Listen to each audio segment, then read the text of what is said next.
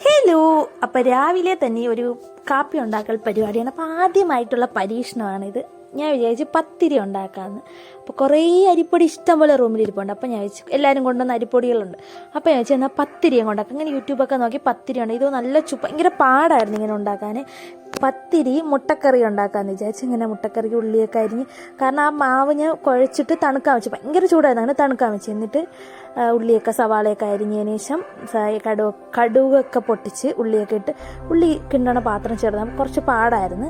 ഉള്ളിയൊക്കെ കിണ്ടി എന്നിട്ട് പത്തിരി മാവ് നല്ല തണുത്ത് വന്നപ്പോൾ ഇങ്ങനെയൊക്കെയാണ് ഉണ്ടാക്കിയത്. ഇങ്ങനെയൊക്കെ ആയത്, കാരണം ഈ പ്രസ്സൊന്നും ഇല്ല അവിടെ നമുക്ക്. അപ്പം ഇങ്ങനെ ഒരു പ്ലാസ്റ്റിക്കിൻ്റെ മണ്ടയിൽ കുറച്ച് എണ്ണ തേച്ചിട്ട് ഒരു ഉണ്ട ഉരുട്ടി ഇട്ട് പിന്നെയും പ്ലാസ്റ്റിക് കവർ ഈ നമ്മുടെ റബ്ബറിൻ്റെ ഇതായിരുന്നു. പിന്നെ എന്നെ സഹായിക്കാൻ ഈ അഭിഷ വന്ന്, അപ്പോൾ അവൾ ഹെൽപ്പൊക്കെ ചെയ്ത് കഴിഞ്ഞിട്ട് നമ്മൾ പത്തിരിയും നല്ല മുട്ടക്കറിയും ഉണ്ടാക്കി. അടിപൊളി ടേസ്റ്റ് ആയിരുന്നു.